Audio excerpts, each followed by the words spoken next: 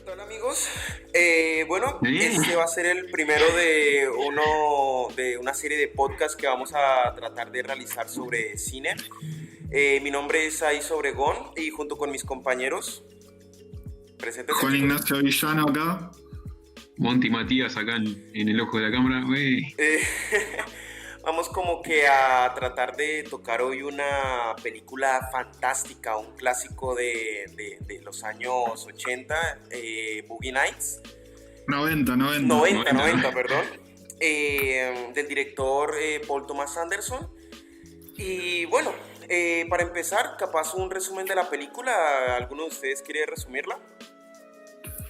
Bueno, principalmente nos centramos en la historia de Eddie Adams, que es un chico que trabaja en un boliche o en un club bailable y tiene una relación, habla con un director de cine porno y termina entrando en la industria pornográfica de los años 70.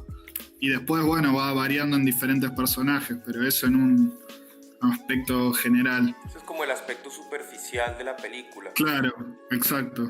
El primer, capaz, por ahí la primera capa de profundidad que empezamos a notar es cómo es el funcionamiento de todo ese mundo del espectáculo erótico, ¿no? Del espectáculo triple X y cómo a su vez fue la edad dorada y bueno, todo lo que conlleva, todas las consecuencias que este puede producir en otros términos como esa búsqueda de la vida fácil, ¿no?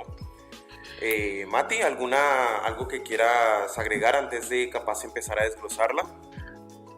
No, yo creo que sí, bueno, comenzando un poco con lo biográfico o cómo arrancó el director, es por ser tan grande la película, yo creo que es muy valorada por ser la primera de Paul Thomas Anderson y a los 26, o sea, muy joven grabó y bueno, y sí se destaca por estos vaivenes emocionales que tienen los personajes, ¿no? Que tan bien desarrollados están.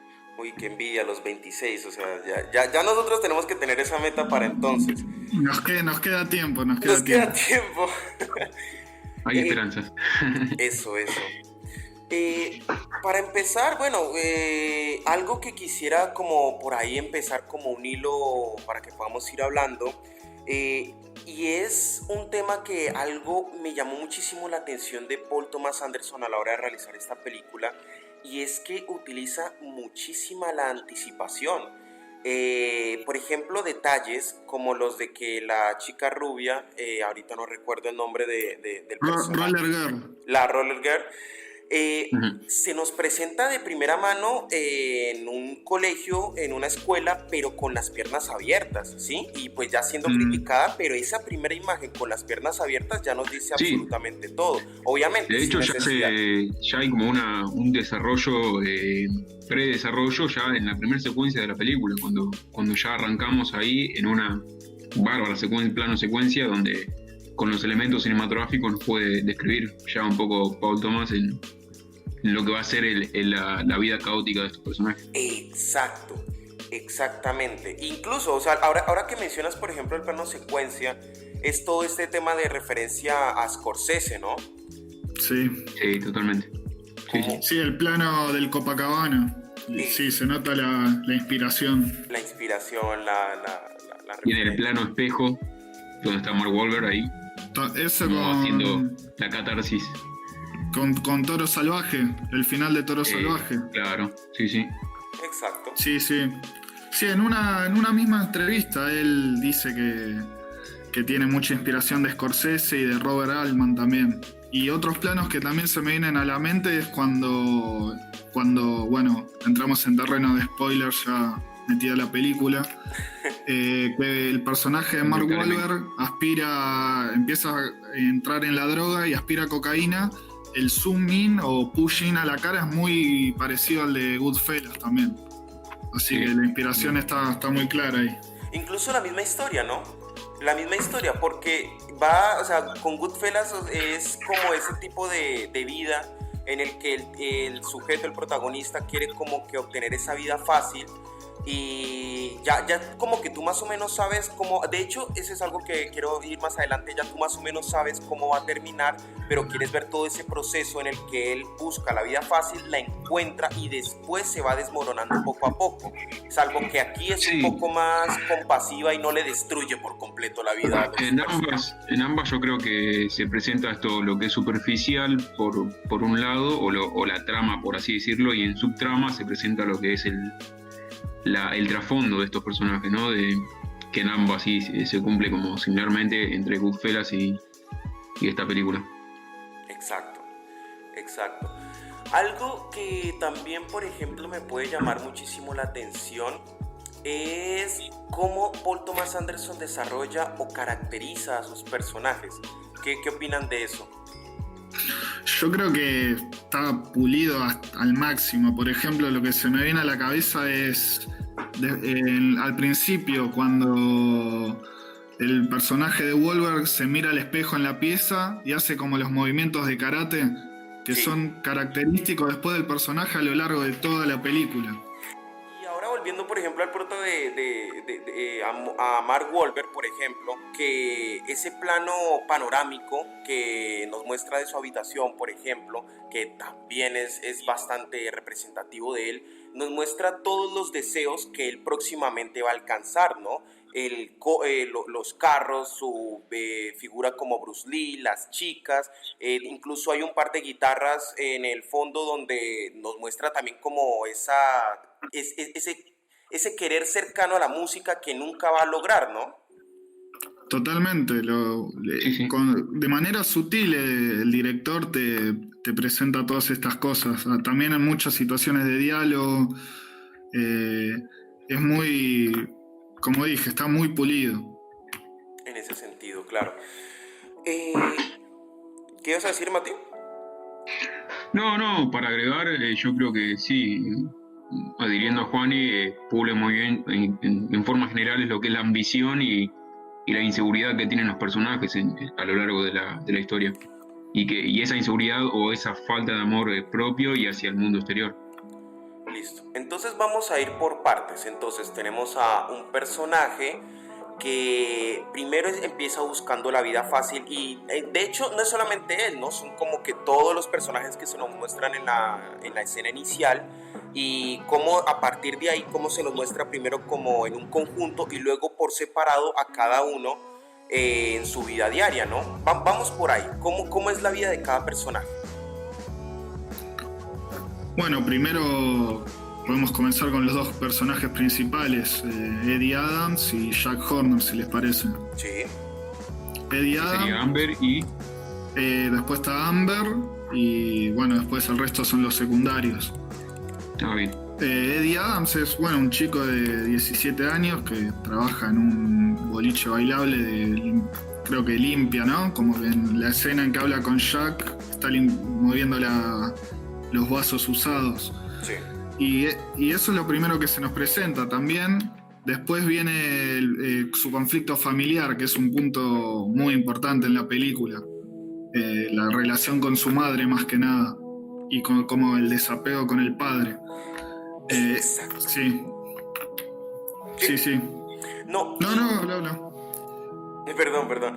Y con el tema del padre, ese también es un tema muy importante porque realmente sin mostrarnos cómo conversan o toda la situación ya nos dice absolutamente todo de cómo tiene la relación con el papá. No es solamente que no hablen en el desayuno o al menos no de cosas relevantes, sino que después cuando la madre y el padre están discutiendo, la madre y Eddie están discutiendo, el padre como que lo enfocan en un plano en el que la iluminación le pega de frente, pero la oscuridad está atrás, como queriendo ignorar absolutamente todos los problemas que están ocurriendo, ¿no? Un padre ausente. Entonces por ahí un primer detonante de por qué Eddie se mete en todo esto.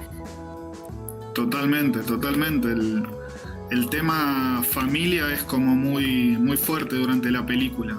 Es como que Jack y todo el grupo de actores y actrices porno le ofrece una contención a Eddie. Ese es el principal motivo del cual se mete. Además de las aspiraciones que tiene de ser algo grande Por ejemplo, él dice que todos nacen con un don y que hay que utilizarlo para el bien. Exacto. Mati, por ejemplo, vos que sos así fotógrafo, ¿qué detalles podrías así hablarnos más o menos primero así superficiales de los inicios de la peli?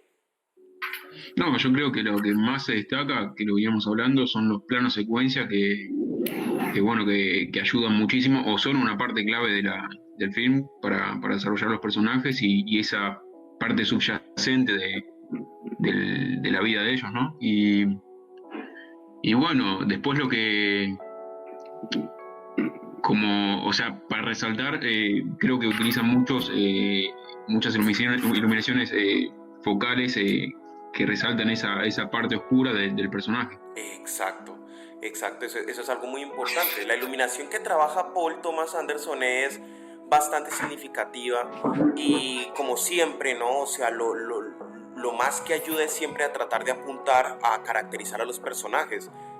Cuando la mamá y Eddie discuten, vuelvo otra vez a esa escena que me parece increíble. En el fondo se ve como Eddie tiene un póster de una chica y la iluminación como que resalta ese póster mencionando su único propósito en la vida en ese momento que él posee, ¿no? Y a la vez, al mismo tiempo como la madre le quita ese póster. Y en el primer plano secuencia vuelvo a ese porque es tan importante. Esta chica que, ¿cómo se llama? La ¿cómo? La rubia. Que se presenta a lo lejos como, o sea, sin haber venido a la mesa cuando están reunidos Jack Horner con la esposa, con Amber. La vemos de lejos a Roller y la enfocan con una luz cenital, ya como previendo que va a venir hacia la mesa y bueno, un poco cómo maneja esta luz, o sea, para desarrollar también el personaje. Exacto. Y no es solamente que destaque con iluminación, destaca también impecablemente, debo agregar también con todo el tema del montaje. Principalmente creo que el más obvio es cuando Eddie ya se mete de lleno en todo el mundo, que tras la primera escena sexual, que también toca hablar de esa, cómo o decisión del montajista, divide la pantalla y vemos cómo rápidamente la asciende. Como la sucesión es rápida, o sea, las imágenes son fugaces y eso precisamente también nos ayuda a entender cómo fue todo ese proceso veloz que sufrió el personaje de Mark, ¿no? Eddie. Sí, yo creo que acá mencionarlos por los actores. Acá se separa también, ¿no? Como logra separar también el director, como las dos partes, o sea, la parte oscura del personaje y la parte superficial. En la parte oscura yo creo que, y está evidente, de que se utiliza un montaje más lento, donde el personaje se encuentra más solitario, y en la parte superficial se utilizan, por ejemplo, cuando están consumiendo drogas y etcétera, un montaje más rápido que va con el ambiente. Yo quiero mencionar un detalle que se me vino a la cabeza y no lo quería dejar escapar. Uno cuando piensa capaz en el principio de la película, primero tiene el plano secuencia, ¿no? Toda la cámara enfocando el título, baja, sigue al auto, todo eso, ¿no? Pero sí, en realidad lo primero que escuchamos y vemos en la película es una música más apagada, no sé si se acuerdan. Sí, más tranquila. Antes del plano secuencia. Exactamente. Cuando muestran los intertítulos, sí. Y esa misma música está en el anteúltimo plano secuencia también, de la película hacia el final. Y me llamó la atención y me dejó pensando qué habrá querido representar el director con esta decisión. Wow, es un detallazo, francamente como que no lo había pensado, ¿no? ¿Qué interpretan ustedes? A mí, primero, es como que me hace pensar que se viene no sé si una historia oscura, pero es como algo ominoso que se viene, ¿me entendés? Y después sí, te hace un cambiazo de repente con música estridente, luces de neón, entrando un boliche. Creo que quiere marcar un contraste ahí el director. Contraste, sí, como en toda la película. Congenia muy bien con lo melodramático, ¿no? Esa parte, totalmente, sí. Exacto. Anterior al plano secuencia. incluso también podría significar como también ese cambio rápido, ¿no? Que es justamente también de lo que va la película, ese cambio totalmente brutal entre pasar de una vida de trabajo pues mundano, común, a una superestrella reconocida, ¿no? También Totalmente. eso es libre de Totalmente. interpretación. ¿Qué opinan de la música, por ejemplo? Uf, excelente. Una banda sonora Sí, sí. muy buena. Es como, seguro, no sé cómo lo habrá pensado el director, pero es como que él ya tenía en mente cada tema, y cada tema encaja perfecto en la escena en la que se da. Por ejemplo, la escena, me voy cerca del final, cuando están en la casa del actor Alfred Molina, el tipo que le van a vender supuestamente la Sí. droga falsa, Capo. Sí, sí, sí. que pone la canción Jessie's Girl, yo Y me el lo, chino me lo empieza acuerdo. Sí, a tirar petardo. los petardos. Ahí la música es como que pega muy bien. Y hasta- también la sensación de suspenso que genera ahí también es muy Bueno, fuerte. También. A esa escena toca volver más tarde. Hay muchas escenas que toca volver Sí, más tarde. es una película increíble, totalmente, pero Sí, sí, sí. bueno, como decías, con la banda sonora me parece excelente, y cómo refleja las épocas, el pasaje de los 70 a los 80 también es muy claro. Bueno, la dirección de arte también, que va muy bien con la banda sonora. Y es Totalmente. destacable, sí. ¿Qué puedes Y también destacar de eso, en cuanto a la Mati? banda sonora, la ausencia de ella misma también en situaciones Sí, donde, o sea, se refuerza ese suspenso o las disputas que tenía, por ejemplo, Jack Horner con Mark Wahlberg cuando él ya se sentía dueño de sus films. Exacto. Algo que yo quería destacar relacionado con la banda sonora que me sorprendió es que en cualquier otra película, y no solamente sucede con la banda sonora, en cualquier otra película ese uso de la música hubiera sido fácilmente efectista. ¿Por qué? Porque meter tantas canciones en cualquier otra película, ojo, hubiera como que servido como para hacer avanzar la escena. Aquí no, aquí lo que hace es saturarnos, precisamente para el funcionamiento de todo este engranaje que trata de proponer Paul Thomas Anderson, ¿no? totalmente, sí. Al- Sí. ese sería un buen detalle a mencionar. ¿Qué opinas, Mati, del sexo en este tema? Uf. Muy amplio el tema, pero sí, o sea, en cuanto a contexto, yo creo que se desarrolló muy bien la etapa lo tenía como algo prohibido, justamente, ¿no? En lo que era el contexto y logró llevarlo por otro camino, ¿no? Que era un camino mucho más rebuscado y no era tan superficial lo que demuestra la película. Por Yo ejemplo, creo que sí. la primera escena sexual, esa primera escena sexual, no la primera escena sexual per se, sino la primera escena pornográfica Del de grabación, personaje. ¿no? Dime, Juani. Claro, es la primera escena sexual importante que tiene el personaje en la película, es como su debut frente a la cámara. ¿Y cómo se siente? ¿Cómo se siente? Yo lo que me reflejó mucho es el nerviosismo y la ansiedad que tiene el personaje, se mira al espejo, no me acuerdo si en esa parte dice nací listo o lo dice después, pero a mí me reflejó eso, es como la ansiedad de una primera incursión en un mundo completamente nuevo para el personaje. Exacto. Y aparte es bastante seca.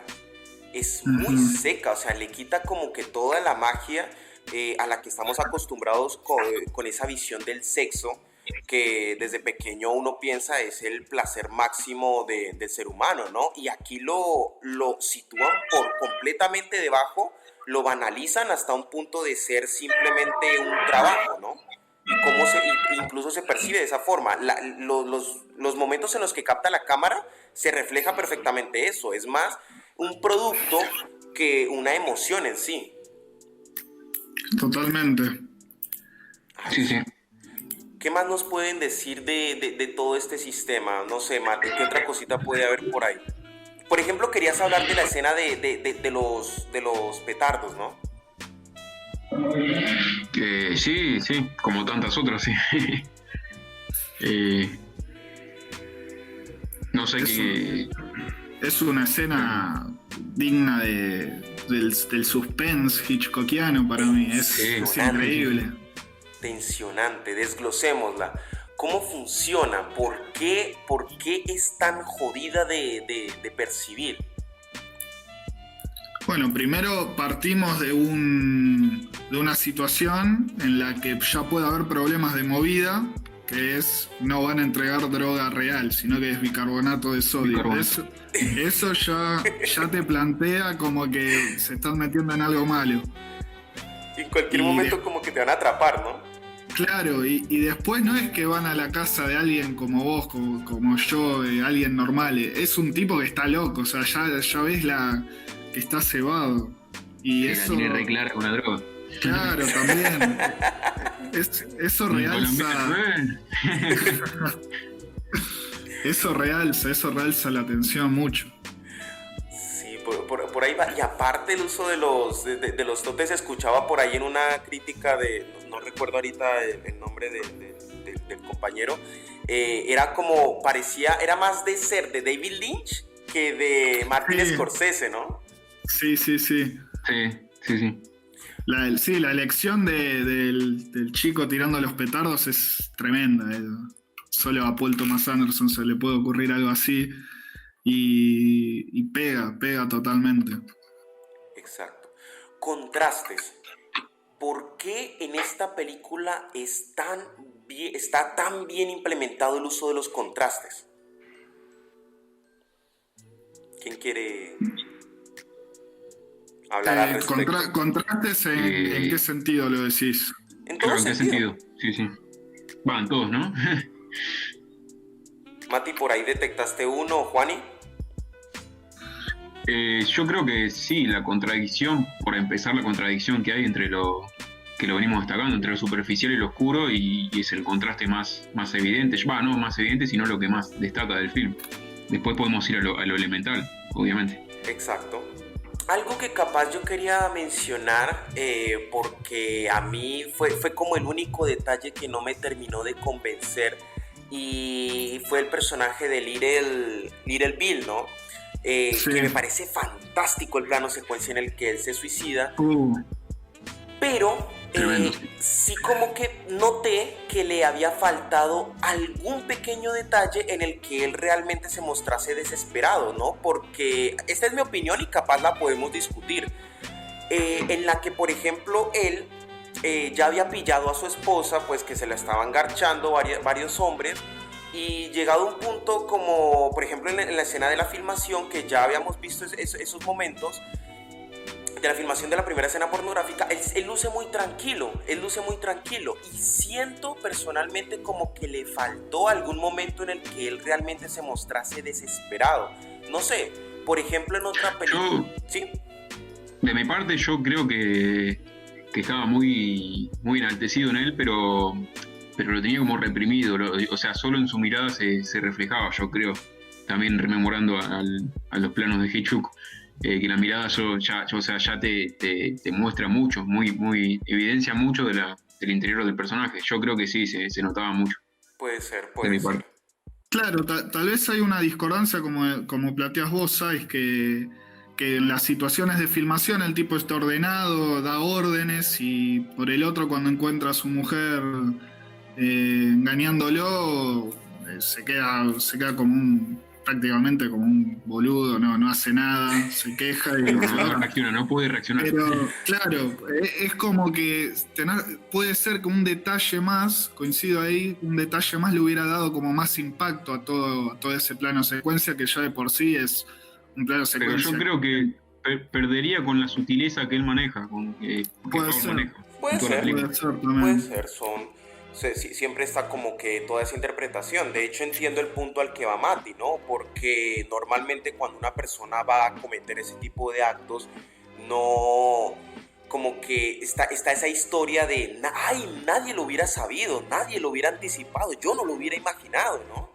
Entonces, por ese punto también puede tener sentido. igual, pues para mí como que todavía sigo sintiendo esa cosita, pero pues por ahora ahí Sí, dejarlo ese un tema. pelín. Podríamos dejarlo a discusión de los oyentes que nos oigan De los fans. Ojalá. en esa situación. Algo que realmente yo quisiera volver, que creo que es lo fascinante de toda esta película, es cómo terminan los personajes. Por ejemplo, cito al personaje de Mark, Eddie, esa parte de en que él todo el tiempo está queriendo, es explosivo y siempre está queriendo pelear, bueno, ya en sus últimos momentos, ¿no? Pero siempre está queriendo mostrar su karate, y cuando le dan una paliza realmente se da cuenta que no sirve para nada. No le sirvió para un choto todo el tema del kung fu, karate no, del kung fu, tanto que presumía él de esa situación. ¿Qué otro tema así, qué otro final para otros personajes vieron así como igual de irónicos en ese sentido? Quizás, bueno, está también el final de Buck, no sé si se acuerdan, el personaje negro de Don Cheadle. Sí, sí. Ah, sí. También es interesante cómo se marca el azar ahí.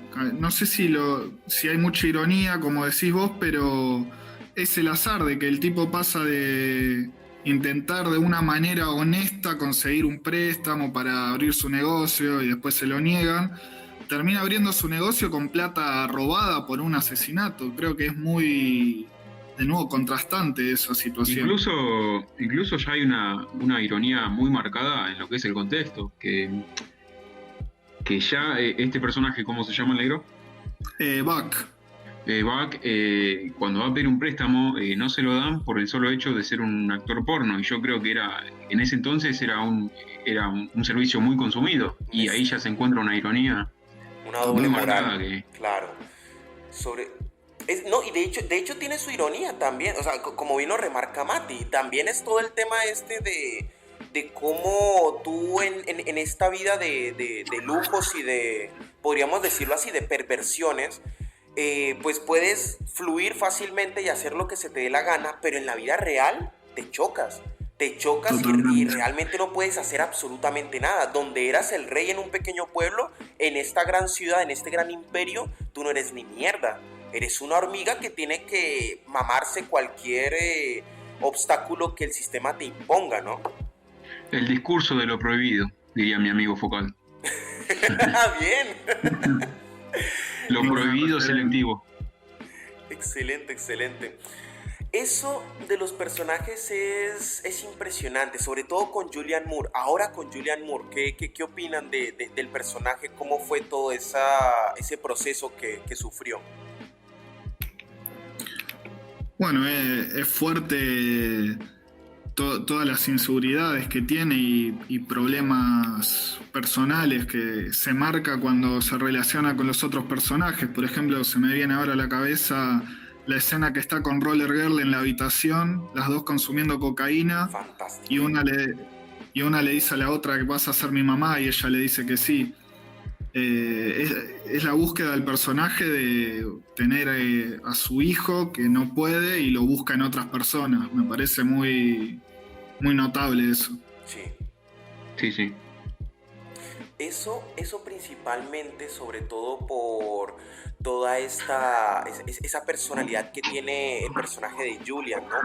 Como siempre está buscando también halagar a los demás buscan como esa satisfacción de que los otros la miren como una buena persona, ¿no? Entonces esa necesidad de estar halagando, de estar diciéndole a los demás lo que quieren oír, precisamente como que termina llevándola a ese final tan crudo, ¿no? En el que pues es crudo, pero al mismo tiempo es obvio, es obvio que te van a quitar la custodia, o sea, no puedes estar en ese mundo y llevando a un hijo a él, ¿no? Es una cuestión pues bastante peligrosa en ese sentido. Claro, y también en el juzgado no lleva un abogado, eso me llamó mucho la atención, es como que buscó poner el pecho ella sola y termina mal, termina sin la custodia del hijo y sin verlo nunca más. son confiados. De hecho, también la película nos muestra cómo ella quiere reemplazar o quiere ser madre de todos los personajes por ese hecho de que carece de un hijo, ¿no? Claro. Tangiblemente. Eso también, es excelente punto, como que me costó. Yo estaba yendo como por el tema de siendo una persona que buscaba satisfacer a los demás, no en sentido sexual, sino en sentido emocional también. Claro. Sin saber qué implicaba eso. Otro tema importante, drogas. Uf. ¿Qué puedes opinar vos, Mati, en este sentido de drogas? Qué pena que te cite tanto a ti, Mati, que veo que Juani siempre se nos adelanta y va por ese tema. Sí, básicamente yo creo que ese es un método para camuflar toda esta situación que tan mal los tiene a los personajes. O sea, básicamente en una línea muy simple, como para dar un puntapié. Exacto. Juani, ¿algún agrego? No, el tema drogas como que va a la par de... ¿Cómo? No, sigue. ¿Algún agregado? No, algún agregado. Va a la par de los otros temas en la peli, está muy presente. También como que resalta todo el lado salvaje de los personajes, más que nada en la escena de los petardos, que tenemos no me acuerdo ahora el nombre, pero vieron que estaba Eddie, el amigo, y el otro, el de bigote. Sí. Como que él está ya fuera de sí por la droga y decide robar e ir por más. Y me parece que la droga juega un factor importante en cómo... Sí. Y refleja también mucho lo que es la ambición de los personajes, yo creo. Totalmente. Y aparte de la ambición también y todo ese tema de ese mundo oscuro o de ese hueco sin salida, es también como esa búsqueda de satisfacción más allá de los placeres que se nos presentan en el día a día, ¿no? Entonces ya no es solamente disfrutar de, no sé, una actividad como puede ser un baile, una fiesta, y ya aparte de eso ya no es sino también el sexo. Entonces ya no solamente disfrutas del sexo, entonces estás buscando algo más, y por eso, de hecho eso es importante, porque nos está mostrando Paul Thomas Anderson por qué los actores terminan en esa situación de drogas, que muchas veces es, en este caso, un personaje tan joven que tiene 17 años, alcanzando la fama y la riqueza a una edad tan temprana. ¿Cómo puede ser esto a su vez perjudicial si no lo puede controlar, no? Totalmente, sí. Sí, está fuera de su poder ya en un momento el consumo de las drogas, es como que lo domina. También hay un plano que es muy bueno. Yo siempre vuelvo a la escena de los petardos, pero es que me parece es increíble. Genial. Es increíble. El plano en que están hablando, pero la cámara se queda con Eddie y tiene la mirada perdida, como que ya llegó un punto en que no puede comprender el grado de locura de lo que está viendo, que es un tipo cantando mientras tiene una pistola que juega la ruleta rusa en un momento. Es tremendo, es tremendo. Oye, yo creo que ese tipo se robó la actuación, se robó la escena y si lo sacan un poquito más en la película, se puede hasta robar la película. Tremenda actuación la que se fajó ese tipo. Yo creo que hay un punto muy importante ahí, es el casting en la película. Creo que, no sé qué piensan ustedes, pero los actores es como que es algo que también Paul Thomas Anderson habla mucho, que él escribe para actores amigos de él. Es como que ya tiene a los personajes físicamente pensados, y eso creo que es muy, muy rico para la película. Exacto. ¿Algo por ahí que quieras agregar, Mati? Que sí, de hecho, al principio creo que lo leí por ahí que el papel iba a ser de Leo DiCaprio, ¿no? Sí, pero se fue a hacer Titanic. Claro, y ahí Leo lo recomendó a Mark para que vaya con Paul, y bueno, salió esta majestuosidad.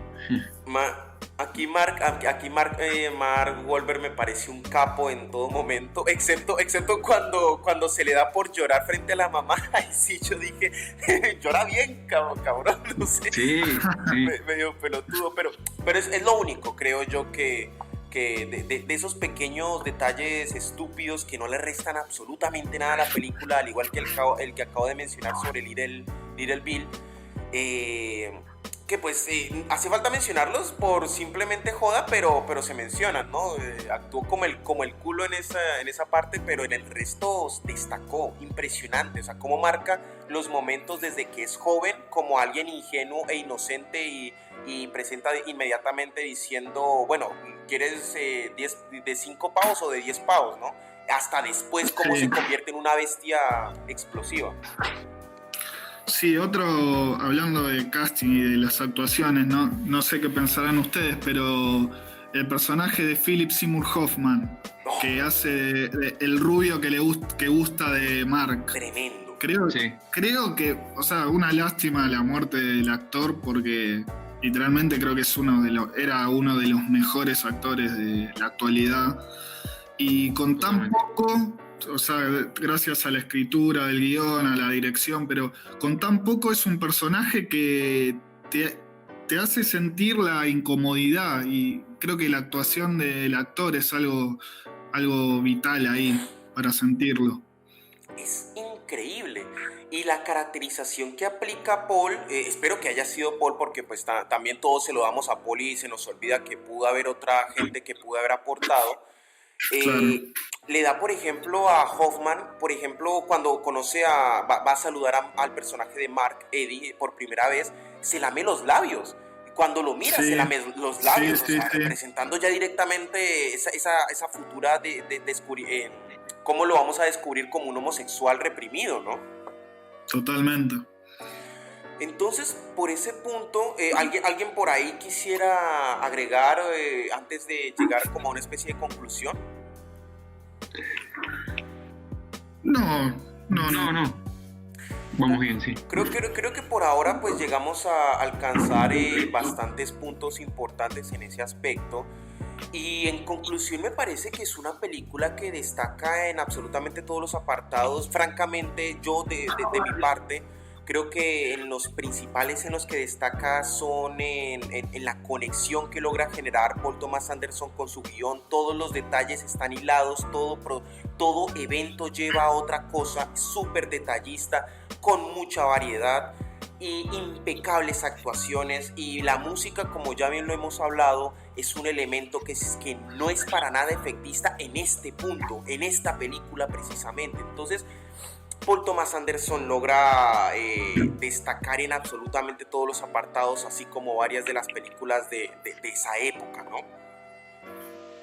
Totalmente. Es una película que, bueno, en los comienzos el director ya marcó su estilo él. Después, bueno, se puede hablar que hay un cambio en el estilo de Paul Thomas Anderson a partir de Petróleo Sangriento, pero sí, es una película con estilo, con muchos pros y casi nada de contras. Es como, está muy detallada, es excelente, por no decir más. Es impecable. ¿Querías decir algo más, Mati? No, yo, escuchando todo, también quería agregar como destacar la dualidad que se produce también en todo el film de lo que es el individualismo y el colectivismo, que yo creo que ahí es donde vuelve el personaje cuando ya termina de explotar esa parte individual que tiene todo por dar y bueno, vuelve a consolarse, así por decir, en otros aspectos familiares para volver en sí esa parte individual del personaje. Eso, excelente muy punto, la verdad. Bueno. No había pensado en varios de esos aspectos, pero lástima, lo tocaste ya tarde para haberlo profundizado un poquito más. Bueno, en ese orden de ideas concluimos que es una película maravillosa y que a día de hoy me parece impresionante que se sostenga un montón. Yo la vi recientemente, yo no la había visto de antes y la disfruté, me mantuvo inmerso completamente. no hubo un momento en el que yo me sacara de la película y creo que por ese tema podríamos acabar, ¿les parece? Fenomenal. Listo. Joya. Entonces, muchísimas gracias por habernos escuchado y esperemos que este sea